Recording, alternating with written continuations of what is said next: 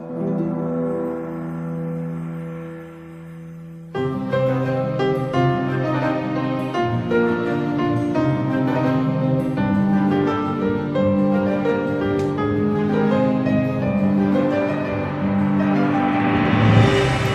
everybody to the second episode of Craig and Mark's Cinema Circus, and a very special episode today because this is our first interview. We are interviewing the, director of the Bristol Bad Film Club. Yeah, director. I'll take director. We'll go that with makes me sound important. Esteemed. I like it, yeah. He's got a film tie-in. Yeah. And we've just finished a screening of Parole Violators, which we will be reviewing shortly. But for now, what we'd like to do is get to know about the Bristol Bad Film Club, how it got started, and a bit more about it. So we're here with Ty. So Ty, why don't you tell us a bit more about the beginnings? Yes, the beginnings. Oh, wow. Okay, so let's see. The Bristol Bad Film Club has probably been going for 3 years now. And it started in August. What year are we in? So August 2013. Trying to forget. Yeah. And a few months before I set it up, I'd always been into cult films or bad films. I grew up watching like loads of stupid shark films or whatever was on, Channel 5. 2 I was 5. Hey, I've seen my fair share of Shannon Tweed films. Yeah. But no, it's like Channel 4 at like 2 a.m. or something. So it was always like really low rent martial arts films or something involving some sort of monster. And my dad, God bless him, whenever he would go to the video shop to rent films, if we'd say, bring back, Terminator 2, he would look for what he thought was Terminator 2 and come back with like Exterminator 2. Yeah. So I grew up on a lot of, direct-to-video schlock. But in 2013, me and some friends got together and we did a double bill of The Room, which is known as the Citizen Kane of bad films. It's a great starting off point. Yeah. And Samurai Cop, which again is a cult favourite. So we had a double bill of those. We had a great time. We were drinking and laughing. There's a lot of long hair in those films, isn't there? There is, yeah. My God, it's like a mullet double bill. Yeah. Not all of it's real either. No. There are a lot of wigs. Yeah. For anyone that's seen Samurai Cop, that'll make sense. But we had such a good time that I was kind of like, there's nowhere in Bristol that shows these films on a regular basis. I mean, London has the Prince Charles, and they show The Room every year. But Bristol didn't have an equivalent. So essentially I set up the Bristol Bad Film Club that once a month we show these kind of cult films. And once I kind of ran the figures, it's like, this isn't a money-making enterprise. So I thought, all profits from each screening go to charity. So all the profits from each of our screening go to a different charity each month. And our mantra is like bad films doing good. Because we've given money to so many different causes over the years. It's got a marketing tagline, but it's for a good cause. It's for a good cause. I mean, these films, I'm sure the creators behind them had the highest intentions. Well, but they failed. Those are that's sort of, I think, what we look for is that we're not huge fans of those films like Sharknado because they seem a bit they're trying. Exactly, Sharknado's trying to deliberately be a bad film, and that's not fun. If you know a film's set out to be bad, that's not fun. What you want is a film where someone put their heart and soul into a movie, like Tommy Wiseau in The Room. He put his heart and soul into that film. And he may have failed. In a way. But it's so entertaining. And it just elevates the film to a whole other level. And the same with Samurai Cop. The same with Birdemic, Shock and Terror. Same with Miami Connection. All these cult films. The people behind it had the best intentions. They just didn't have the skill set to pull it off. Yeah. I think with sort of the bad films we look for, especially I think one of the first bad films I ever remember watching with a group was Suburban Commando with Hulk Hogan. Oh yeah. And we found it on one of my friend's videotape. For all you kids out there, that's what we used to watch our films on. And that was just a hysterical experience. So ever since then, when we get together with like-minded people, I've always enjoyed watching a bad film, preferably under the influence of alcohol. Oh yeah. And I think that's why we always do our screenings in venues with a bar. Clever. Yeah. I think it's that sort of thing. Is that the reason why cracker jokes are bad? it's that everyone can unite against it. Yeah. If you play a good film, it'll split the room. Because some people might like it, some people might not. Yeah. But certain things, I always everyone feel a can see. pressure with good films. I don't know how you guys feel. When you're watching a good film that you personally love, I can't relax because I want to make sure everybody's loving it as much as I am. Yeah. I think with, critically acclaimed films, they're always going to divide people. But with a bad film, you're all there for a reason because you know it's bad. Yeah. And that kind of group experience, I feel, always not elevates it, but you've got that shared experience. It does, and you're all kind of laughing at the same things. I mean, no one's going to come out of there going, tell you what, guys, that film was actually amazing. And how dare the Bristol Bad Film Club mock it? Yeah. But saying that, I mean, while I do mock half the films that we show, I have a genuine affection for all the films we show. Because I think there's something to be said for all of them. They all have their unique properties. I mean, like Miami Connection, I don't know any other film that's about a Taekwondo rock band battling smuggling ninjas. Yeah, and with a hero that can't really speak English. Yeah, with YK Kim, whose grasp of English is terrible. But, damn it, he's so enthusiastic. Yeah. Well, it's interesting you bring that up because one of, actually, it kind of ties into two of our questions. We did a bit of prep and not a lot. That is saying something.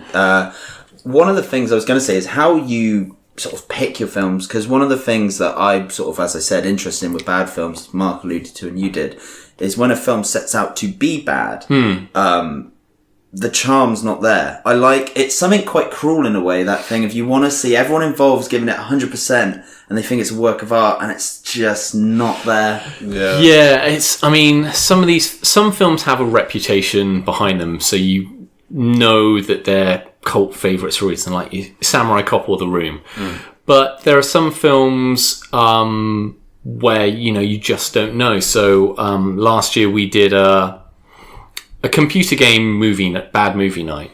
So I didn't know what film I wanted to show. So I got a group of friends together and we watched Double Dragon with Mark Dacascos. Yeah. We watched Street Fighter with Jean-Claude Van Damme. Good choice. Excellent. And we also watched, I think, the first Mortal Kombat film. See, the first one's alright. The first one's alright, yeah. And I'd watched the first Mortal Kombat as a kid and I was kind of like, actually, no, this one's pretty good. So it came down to Double Dragon and Street Fighter. And Double Dragon was just too boring. And then Street Fighter is not a good film, but there was so much to kind of... There's so much happening, I think. Yeah, so much happening. It's like it's trying to be a James Bond film. It's trying to be a monster film. It's trying to be a martial arts comedy film. as well. There's so much trying to go in there. And the great thing was about that film was I did my own personal... I'm going to track down all the cast members of Street Fighter, and I managed to get an interview with the director, Stephen E. D'Souza, who wrote Die Hard and Commando. So I managed to talk to him all about that, as well as Street Fighter. I got interviews with... He really fell down the ranks there, didn't he? Well, no, this was like his first big directing gig. He was like a writer, and then this was like his director's This is when he was supposed to break Interesting out. thing there is they actually managed to strike while the iron was hot there, because I remember as a kid Street Fighter 2 was one of like the games everyone played. Oh, yeah. And like they managed to get that film out pretty around that time. They didn't wait for a nostalgic push. No, he was kind of like, there was pressure from Capcom. They had to include like Cammy and T-Hawk and all these characters that they were trying to introduce. See, I wanted that because there was a lot of characters. I was familiar only with the Mega Drive or Genesis version, which had I think maybe about 16. And that, like, there's a couple like Kylie Minogue's character and I think Guile's friend, and there's the Jamaican guy, and I didn't know who these people were. No, they were, I think it was Street Fighter 2 Super. Right. Or something. Right. These characters were introduced, but we managed to get hold of Wes Studi, who played Sagat. Oh, really? And, oh, God, I've forgotten his name. He plays Agent Johnson, who's not Robert Darby in Die Hard, but he plays Balrog in Street Fighter. Yeah. We managed to get an interview with him. He essentially sent us through like a video clip answering all our questions. Wow. He was great. And it was really good fun trying to just get hold of people. But Stephen E. D'Souza, he was so generous with his time. We sent a bunch of questions to his assistant, and he essentially sat down and answered all our questions and sent us all into like a really big produced video clip. And it was like 40 minutes long. Wow. He answered all my questions about what a sequel to Commando 2 to Commando would have been. So if they had made Commando 2, what that would have been about. Can you please tell us? I'm desperate. I mean, I want to direct people to the interview on our website. Just give us Bristol Bad a hint. Film Give us a Club. hint as to what we could have expected. Basically, it would have seen John Matrix as the head of a security company. That's amazing. And he finds out that his security company has been contracted by a criminal mastermind. Naturally. And he's set up all the security for this guy. And I think Jenny gets kidnapped and held in this guy's fortress. Again. Or she's working with Matrix, and he's got to circumvent all the security that he's installed in this guy's excellent headquarters. I think you have to go to our website to read the full interview. But there's also all this other stuff, like he wrote Die Hard, and Frank Sinatra was meant to be John McClane because they'd actually made a film with his Richard character. Gere as well was one of the... Well, no, they'd made a film based on the character before with Frank Sinatra in the role, so they were obliged to ask him if they wanted him to reprise the role. Refusal, didn't he? Yeah. How old was he then? 60s something? 70s? Yeah. Something. It was like the 80s. I would watch that. Yeah. I'd watch it. Yeah. I don't think he'd look as good in a vest. But yeah. We'll never know, sadly. I think Street Fighter, I remember that being on Channel 5, and I think I kind of got that. It was when Channel 5 first came about, and they was like premiering all the greatest films you've not seen. Street Fighter. Yeah. And occasional showings of Blade Runner. Street Fighter came on, and I was watching it with my aunt, and at the end, like, they all do their jumping pose. For the famous free shot. Yeah. And she was just like, begging for a sequel they're never going to get. And I was just like, it's like, but that's the thing. I mean, I got friends round, and we decided which we thought was most entertaining. And I used to do that at first, but then gradually a lot of my friends refused to come round anymore because they would have to endure stopped answering your calls. Yeah, several really, really bad films to get to that hidden gem. So... it's basically a word of mouth thing. There are bad film clubs in America. Yeah. And we often share kind of tips. It's kind of like, guys, you got to check out this film. This film's Oh, is it like a community? Yeah. There is a community. There's one in London called the Crap Film Club. There's VHS Trash Fest. There's Optic Films that are based, I think, in the Midlands. Wow. There are so many bad film podcasts around the world, like Bamfcast, Second Class Cinema, Really Awful Movies. Then you've got people like Red Letter Media who do Best of the Worst. Oh, yeah. So there's like a community, and, you know, Red Letter Media have contacted me to find out how to get in contact with John DeHart, who made Get Even, which was a film we showed ages ago. So basically we all share like tips on bad films. So there really is this community. So that's really nice. The films that we show... I always watch them before I do a public showing, but we always get recommendations. See, I mean, I was going to say about, again, one of our questions. You're just blowing through them. Oh, I'm sorry. No, but I was in terms of, I guess the two things I was curious about was, without giving away too much, is the research you put in, because having been to a couple of these now, there's obviously some research goes in and legwork. Yeah. And also how you built that audience, because there is almost like I guess, I don't know if you could call it a cult following in and of itself with this place, but there's always a full house. Yeah. It's the times I've been here, and there's word of mouth, if that's what you've used, certainly spread throughout the community. And yeah, I mean, when we started small. We were in the Lansdowne pub in Clifton, and they had a screening room that holds 50, and we thought, let's start with a film that everyone knows, Plan 9 from Outer Space by Ed Wood. Classic. Yeah. That sold out. We had 50 people there. Our second screening was Samurai Cop, and 110 people showed up, and that sold out. Yeah. And then we did Troll 2, and that sold out. One of my favourites. Yeah, and then we did Star Crash, and that sold out. So gradually the word of mouth grew, and the thing about bad films is that if people are coming to see these films, they often don't know anything about them, because these aren't, you know, The Godfather or Jaws, where people know things about them. So they might come along to like Troll 2 and go, okay, what am I actually seeing? And films like The Room, the story behind these films give the audience context. It's part of it. It's like, okay, what you're going to watch is a film that is the singular vision of one man who is trying to make, you know, on the waterfront, starring himself. Yes. He wrote, directed, and starred in this film. Edited and catered. Catered, yeah. By the way, if films are out of shot, that's why he taped a digital camera to a film camera, because he didn't know what the future of filmmaking was going to be. Everything's askew. That's why everything's askew. There are 2 sex scenes in this. You'll notice they're pretty much the same sex scene, but to a different music track. Sure. There's things like the rooftop is a rooftop set built outside. Yeah, it's a green screen. Yeah, for some reason. If you kind of tell audiences, give them some context, they get a lot more out of it. I mean, there's a joy to discovering some of these things by yourself, but if you just kind of give them little things to look for, then I find the whole experience is much more rewarding for the audience. Yeah, well, certain things have a reputation anyway. Yeah. So things like The Room and Samurai Cop have a bit of a following anyway, so people have, I think a lot of people will have heard of them. Yeah. Into this sort of thing. But like tonight's film, Parole Violators, no one has heard of it. I hadn't. And we had 100 people here tonight watching it. And we've had films like Get Even. That was sold out. We had like 170 people here for an action film that was made by a lawyer who wanted to be an actor. It's never been screened in this country before. We did like the UK premiere of it, and this was a film made in 1992. Did you get a red carpet? We didn't get a red carpet. We got an interview with the guy though. That'll do. That's on our website, and I was like, we want to show this film. Are you okay with this? Because we might be making fun of you. Because God bless this guy, John DeHart. He was a lawyer who wanted to be an actor, and he made this entire action film based around himself. And he's not your typical leading man. He's quite portly. He's got a mustache. He does martial arts, but he's not very good. Yeah. And we put the trailer online on our website, and people were like, "Oh my god, this looks fucking amazing! I'm going to come along."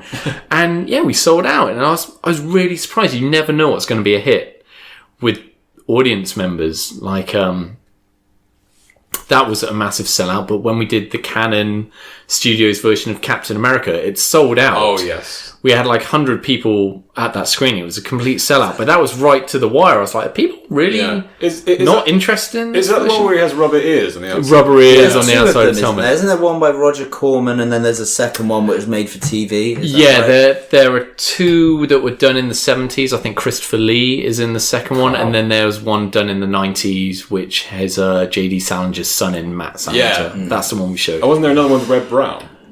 Red Brown is the one in the 70s. He did too, yeah. Now, I got to ask, you touched upon something with the whole, you're getting in touch with these people, and you're sort of like, we're going to screen your film. But then you're in that awkward thing where the best bad films, the ones where they're made with good intentions and a lot of heart, but then you've also got to sort of like talk to these people and sort of say, we're screening a film, we really admire it, but we kind of admire that you failed. And it's a tough tightrope to walk. It's really... Some actors or directors are completely game, and they are very much aware what they've made, and they don't care. But I don't really want to insult anyone. Sure. When I spoke to John Hart, I was like, look, I run a cult film club in Bristol, and I want to show your film. I didn't say we were called the Bristol Bad Film Club. We're the Bristol Film Club. Because I'll tell you what, here's the honest truth. I kind of regret calling ourselves the Bristol Bad Film Club, because... Oh, you're sort of front-loading it. I'm front-loading it. Some of the films that we've shown aren't necessarily bad, but they're more like notorious. Like we showed Kim Jong-il's Pulgasari, which is his take on Godzilla. Didn't get an interview with him, though, I imagine. We didn't get an interview with him. He was, dead. But this film was made because in the 70s he kidnapped 2 directors from South Korea, forced them to make these films. Aren't they really anti-North Korea? They're really anti-capitalist. Like Pulgasari, the monster, he's eating all the tools of the farmers, stuff like that. But that film isn't so... I mean, it's bad, but the story behind it is better than the film. Yeah. So it's more notorious, and we've shown stuff like Raw, which was Tippi Hedren's film where her and her family were living with like 30 lions and tigers. Yes.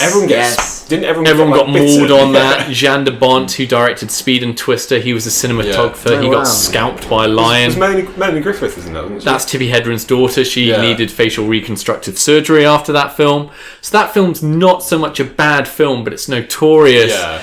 But we've had... Everyone kind of knows the Bristol Bad Film Club now, so we've got that kind of brand awareness. But like you said, when I'm talking to people, I just kind of go, I run a cult film club. Yeah. I've never told Tommy Wiseau we're called the Bristol Bad Film Club. Have you spoken to him? No, it's all done via email. Because I imagine for all the mocking and everything... I know, I have spoken to him. I imagine he's making quite a lot of money.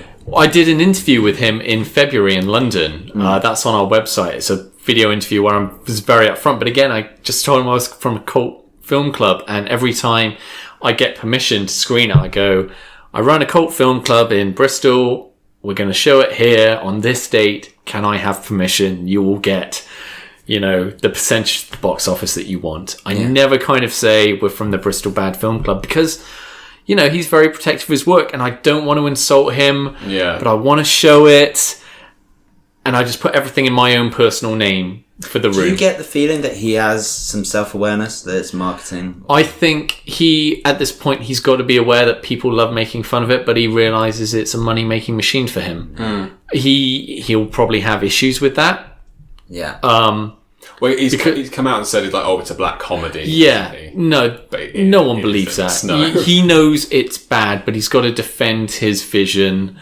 And, he'll say people get whatever they want and it's fine. If they enjoy it, that's fine. People know it's bad. He's got to know they're laughing at him. Yeah. But because of the amount of money he's getting from it at this point, and James Franco and Seth Rogen are making a film all about the making of it that's coming out next year based on Greg Sestero's book. I think that film will have its charms, but it's almost like you just could watch the real thing and get I think this is more like the background story. Everything from Greg's book, which if you've read it is mind-blowing. So I read bits and pieces. I need to read the whole thing. Yeah, it's going to be interesting, but he's got to know he's not that self-delusional. It's amazing because I think you always want to have that slightly different take on what's your favourite film. You want it to be unique in your opinion. When it comes to the best bad film, I hate to say it, I really honestly think it's The Room because it's got such high ambitions and it gets so much wrong. I think it has that perfect storm of the production of it is so interesting. Yeah. And the result is also But it's not just the dialogue or the acting. There's little bits where the camera's not quite right. I think that's the same with all the best bad films like Samurai Cop and Dangerous Men. They were made by both made by different Iranian directors who wanted to make American action films. And it's like a copy of a copy. It's like an alien trying to make Lethal Weapon based on, a third party telling of what an American action film's like. Yeah. One of our one of the things I wanted to ask you is our second film. I was like, so I picked No Holds Barred, the Hulk Hogan, Man first attempt at into the movies if you bar Rocky 3. And Mark was like, we've got this film called Supernova we found online. Oh, James Spader. And so we watched the trailer, and then I read up the Wikipedia, and it's all about the production's a mess, and it was edited and the trailer's just doesn't. The trailer's the best bit because it's so wrong in the representation. But then I watched the film, and I was like, this is really boring. But one of the things I find with a lot of bad films, this sounds unprofessional, but I remember I went to an outdoor screening of the Valley of Gwangi. And I actually really enjoyed it because it reminded me of the types of films I watched as a kid, like Jason the Argonauts, that kind of schlock kind of charm, and even the David Hasselhoff, Nick Fury film, there was a campy charm to it. Yeah. But with Supernova, it was boring, and I don't think it's one of those films you could screen. But even that, I saw things and I thought, knowing what I know, this film's been butchered by numerous people, but there's stuff there that I almost feel you could do stuff with. So every film I've seen, almost, you can find a merit for and an appreciation for it in some way. I mean, my criteria is it's got to be entertaining. I mean, the story about why it turned out the way it is might be one thing, but people have got to find it entertaining. Sure. Yeah. So the Valley of Gwangi was quite a self-indulgent screening for me, actually, because me and my brothers grew up watching it.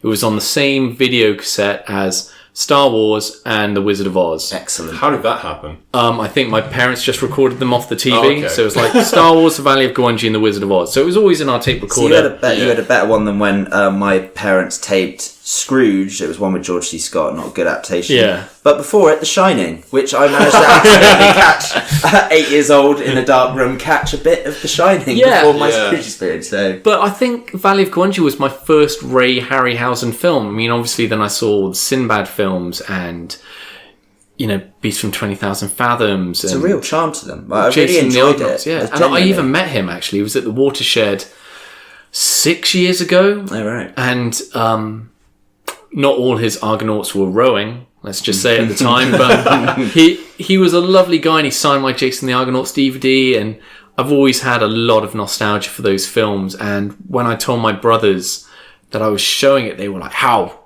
dare you? Yeah. That is not a bad film, you bastard. And I was like, guys, it's not his best film, but also for our outdoor screenings, you need something that's family friendly. And part of me was just like, I want to show a film about cowboys versus dinosaurs in a park. I mean, the whole concept is schlock. Yeah. But it's just great fun. I don't Schlock. think you've seen it, have you, Mark? I haven't. I remember having a conversation with you. I was like, I went to this Bristol Bad Film Club and they should have filmed. I actually genuinely liked from start to finish. Yeah. And I didn't. There are bits you can laugh at, and it's all very. It's a bit silly, slow and pieces, and there's crazy gypsies and whatever. And there's about 4 different genres in there, but it was really just something to watch. And I think, especially with the stop motion, is that the term you would use for that? Yeah, stop motion. It's Ray Harryhausen stop motion. Yeah. I won't say it's better than CGI, but I find it's more.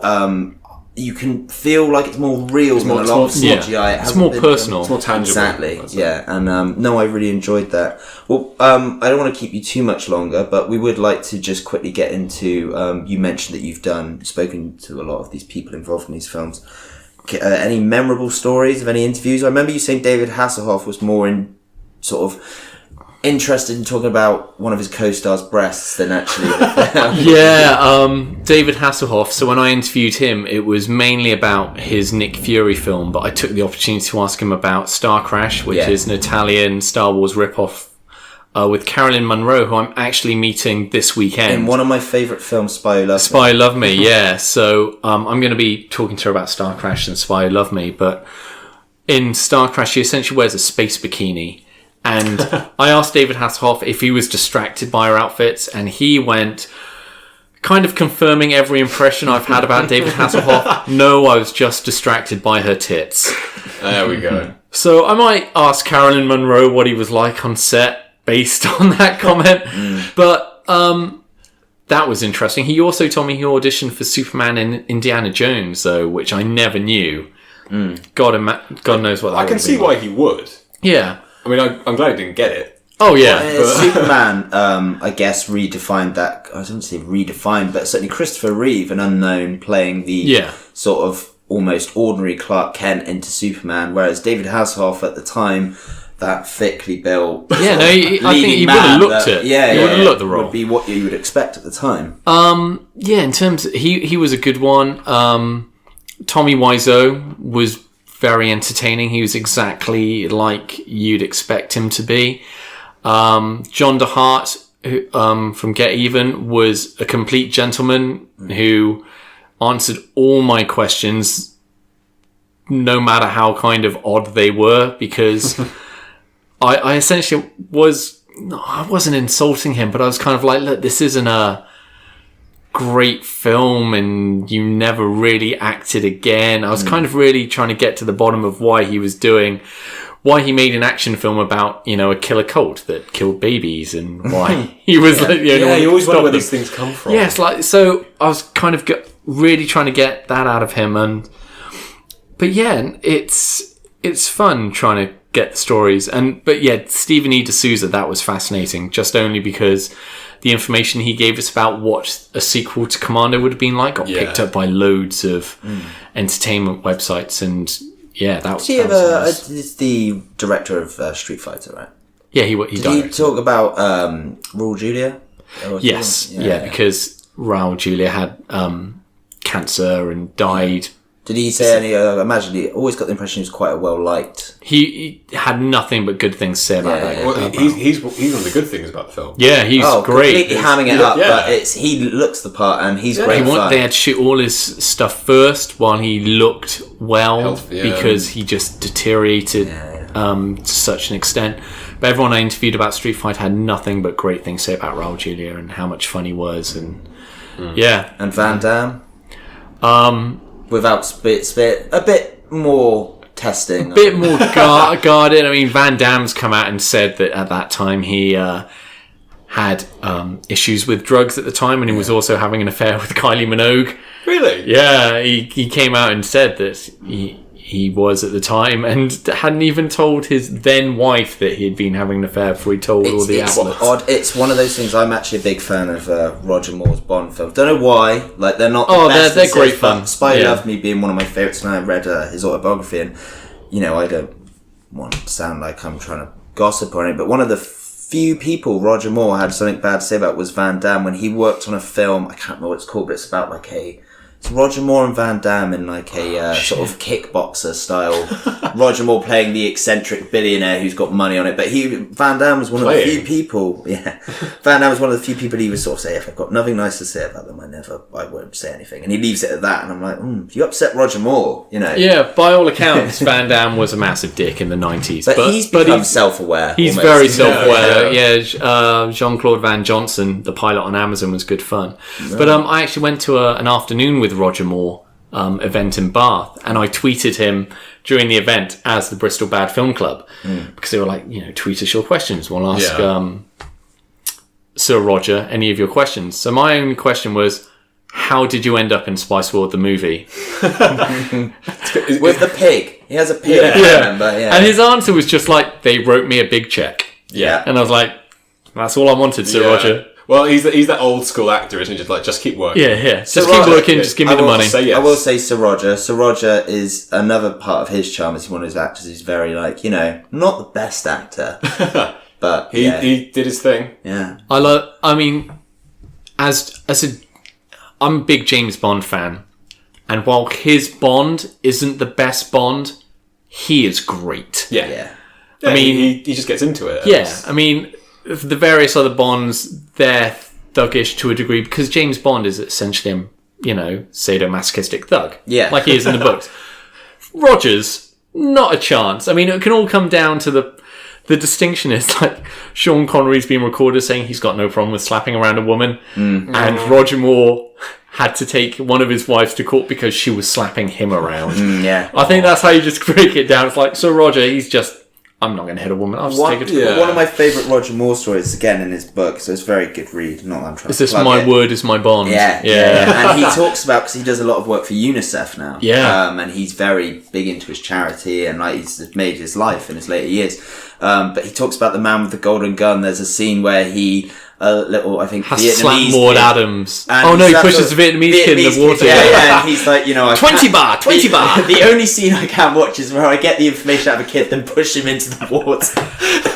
Very nice man. I sell you elephants. 20 bar. Get out. Roger's definitely my favourite. He's great. He's a gentleman. Love him. And so, quickly, little personal question for me. Worst Bond film? Die Another Day. Yes! See, I told you. That's an without a shadow of doubt. Is anyone else? Is it the invisible car? It's everything. Like they set up the concept so well that Bond's been in a North Korean prison for however many long, and when he gets out, he should have issues. But no, he's fine. He has a little shave and a shower. And then he's in a Hawaiian shirt doing the worst double entendres with Halle Berry. I'm just here for the birds. God, it's awful. Pierce is. I grew up with Pierce, so I have a fond for. I like the man, but his Bond is a prick. No, I'd say he's a product of the time. Yeah. Which is hampered by the scripts, and he tries to do the Roger Moore shtick with the double entendres, and at the same time try and have those serious moments. Like when he shoots Sophie Marceau in The World Is Not Enough. And Terry Hatcher's died and Tomorrow Never Dies. He's got these moments. And then he's just, oh well, yeah. I will not hear a bad word about Tomorrow Never Dies. No, I love it. But getting caught backstage at the Sun and being assaulted by armed guards with machine guns. Oh, and just beating people up. Yeah. But I like Brosnan's films, but they are a product of the 90s. Yeah, but Die Another Day is just unforgivable. Have you ever screened any of the Bond films? No. We've screened For Your Height Only, which is a Filipino Bond rip-off with Weng Weng, who is a 3-foot dwarf. Is he supposed to be the Bond character? He's the Bond character. Wow. He's 003.5, I think, because that's his height. And they're gonna keep that joke going for a whole yeah. So for your height only, if you want to see a Bond ripoff, that's it. But there are so many Bond parodies. Another one we did when Spectre came out was Never Too Young to Die, and that's John Stamos as a teenage secret agent, and his dad, George Lazenby, is a secret agent who's killed by Gene Simmons' murderous transvestite villain. I think I might have seen that. And then he has to find out what happened to his dad and stop Gene Simmons from poisoning LA's water supply. They're always after the I water remember supply. Gene Simmons being in it. And it's also got Vanity in, who was Prince's protege from Fantasy 6. Have you ever seen, just thinking of a couple of films that I've seen that have sort of in obscurity, there's this film called Order of the Black Eagle. I've heard of that. I think it was on Best of the Worst once. That's a film worth checking. I don't even. But all you need to know is it's got a suave spy who's balding. He's about 40, and his baboon. So Sean Connery again. Yeah. Hey, Sean. Sorry, I love you. And a baboon who does. I can't do it because we're on radio, but a lot of what is that technically? The up yours. The up yours. And they get their mileage out of that. But that's a good one. I think the best ones we watched. Have you ever heard of Slugs? Yes, Slugs, watching that was... I remember only one amazing bit of that where a greenhouse spontaneously sets fire. It's the most out of control it's the house woman explosion. who gets out of bed and doesn't realise that her floor's covered in slugs, and then just sliding around everywhere and just can't stand up anymore. It's disgusting. We're kind of like about to be kicked out of it, so I'd like you to just give a little plug for the Bristol Bad Film Club, any upcoming screenings. I know you're sold out with Greg. Is it Sestero? Greg Sestero, yeah. So we've got Greg Sestero coming to Bristol next Monday. But essentially all our screenings can be found on bristolbadfilmclub.co.uk. In December, we're doing a double bill of both the Ewok films to celebrate the release of Star Wars Rogue One. They're the spin-off films that no one remembers. I'm excited by Rogue One, but everyone's like, oh, it's the first Star Wars spin-off. Oh, no, it's more about... no, these Ewok films, they exist. We're going to show them. Are they classed as canon, the Ewok films? George Lucas wrote them. He did? Yeah, he wrote them. Because I know he classes the Holiday Special, which... No. The Holiday Special is the first appearance of Boba Fett. It is. Only in the version we were, that bit was cut out. So we just had Jefferson Starship and the Chewies. And where Chewbacca's dad is watching that striptease. For a long time. A very long time. And Art Carney. Art Carney, with his instructional videos. Oh, God, That's gone for an hour. But sorry, I ran you over there. So that's fine, yeah. No, so we're doing that in December, and then, screenings in January. Probably I'm going to show Iced, which is about a group of friends that go to a ski resort and then get picked off for that. one by one. That looks wonderful. And then probably in February we'll do our annual screening of The Room. But again, this is hopefully if Tommy Wiseau gives me permission. I'm sure he will. Permission for these? That man is litigious. I imagine. He is worse than Trump. He'll come for you. If you show his film without permission, he will get everything. He's got to protect his vision. He's got to protect his vision. Whatever it is. Well, thank you so much for appearing with us today.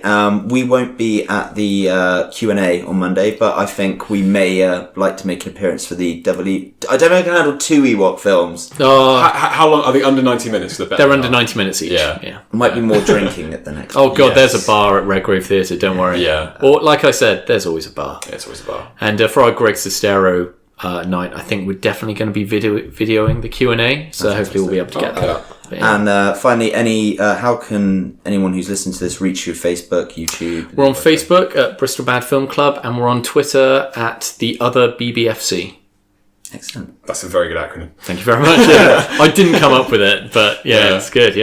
Okay, guys, thank you very much for listening. Be sure to check this place out. It's great. The venue, the presentations, all really good fun. There's a real kind of community feel to it. You can drink, which certainly helps in some of these cases. I'm drunk right now. And all the proceeds go to charity. So, please come by, see one of these films. We hope to see you there for the Ewok screening in December. And thank you very much.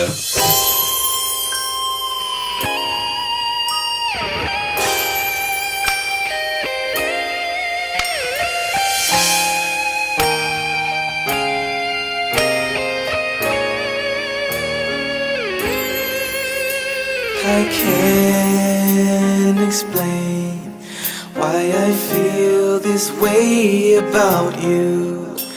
It'd be a shame living in this world without you. There's nothing I wouldn't do for you. You are my fantasy dream come true. When I see your face, it stirs up my emotions. Your style and grace, it inspires my devotion. There's nothing I wouldn't do for you. You are my fantasy dream come true.